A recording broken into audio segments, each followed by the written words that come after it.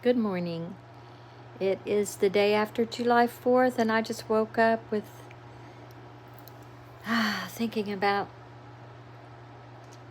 what I really was thinking about is how this question that I saw from a person was, how can you tell the voice inside you is coming from your heady self or if it's coming from the universe? And then it caused me to start thinking about some things. And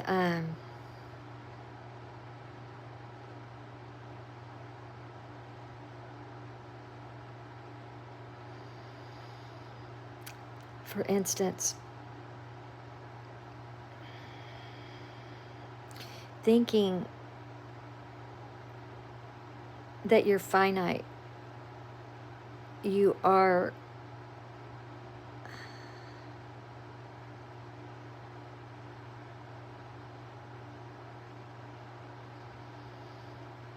not able to see who you truly are because you constantly put you know that you can't be.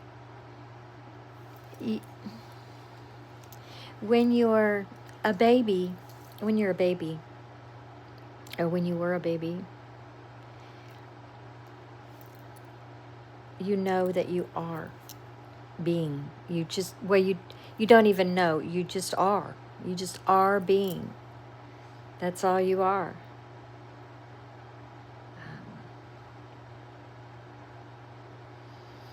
You are just pure and being. And as we grow out of that with our eyes,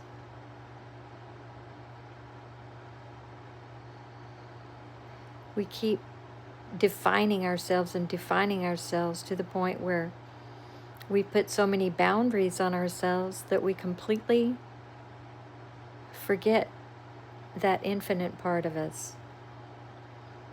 And so our eyes kind of take over. And we don't know who we truly are anymore. And we're talking from our heads. So I think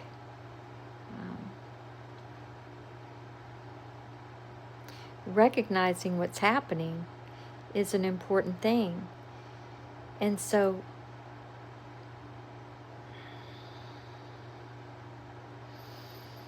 I've noticed that people can't even, you can't, it's like, for instance,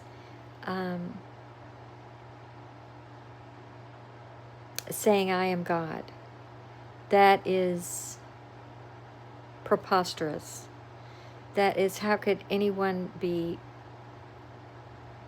that? And people think that's blasphemous. But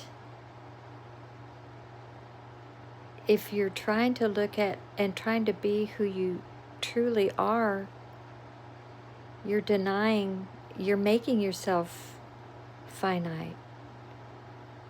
You're making yourself little. You're making yourself separate. That's the whole point, is you're making yourself separate. There's only one thing in this entire universe, and it is God. So denying that God is everything and everywhere is the blasphemous part. I mean, it's just so obvious where we've led ourselves. It's just really obvious to me. So how can you experience life if you don't truly know yourself?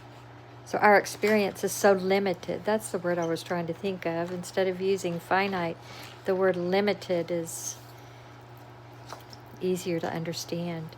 So we think of ourselves as limited as we've grown up, and we've completely separated ourselves from our true nature, our true selves. And being or saying that you're infinite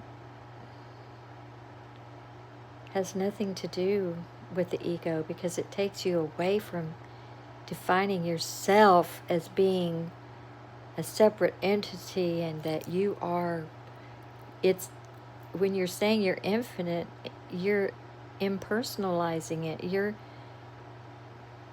part of everyone and everything. So it's just the opposite of what people think. That's the amazing thing I was thinking about this morning. And then getting more into that was thinking about how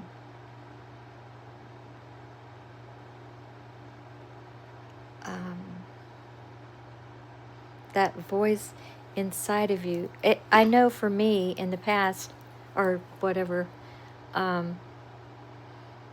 there's always a voice inside of me, and I used to say it was me fighting me, which is how I defined it.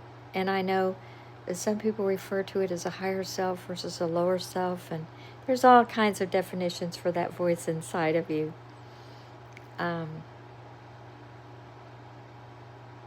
But after going through all these phases of dealing with that voice, some people call it consciousness, or conscience, I should say. Conscience, not consciousness. Consciousness would be awareness and be the infinite, but your conscience tells you what's wrong and what's right, right? So some people call it that. Now, how do you know? How do you know that if you're speaking from your limited self, your heady self, or is it the universe actually telling you what to do? So I've had to really sit down and think about this and define it, and that helps me tremendously on what I listen to and what I don't. So when the infinite speaks to you, it's more vibratory, and it's always in the purpose of love and sharing our being with everything.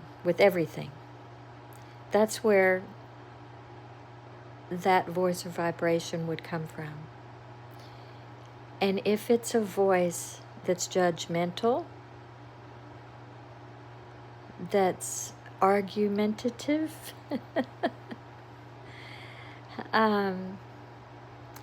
that's bossy, it's not from that place. So if there's someone arguing with you inside, that's you arguing with you. It has nothing to do with your universal connection to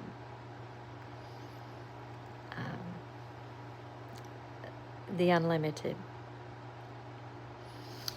So that has really been a great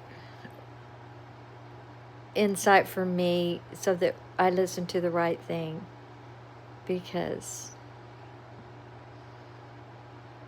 our true bottom nature is not, emotions are always heightened and not real, but feelings are real. It's the emotions that get you into that ego-heady self. So our true nature is love, and it is sharing our being with everyone and everything. That's Rupert's bottom line, and I totally, intimately feel that inside is a true statement. So that's what I woke up. And there was something else. I can't remember what it was. But this is a tidbit. I'm trying to work with all this technical stuff, and that's been interesting. Very interesting. So we'll see how that goes. I guess that's all I have to say today. But I hope to get another video, figure out how to do a square video. And I'm learning how to save stuff on an outside hard drive and stuff, and it's not part of... These are the things that are interesting for creating, but I have to take my time and just let it seep in a good, accepting, loving way. So since we're living in time, and not really living in time, but videos are in time. So working on it. Have a beautiful, beautiful life.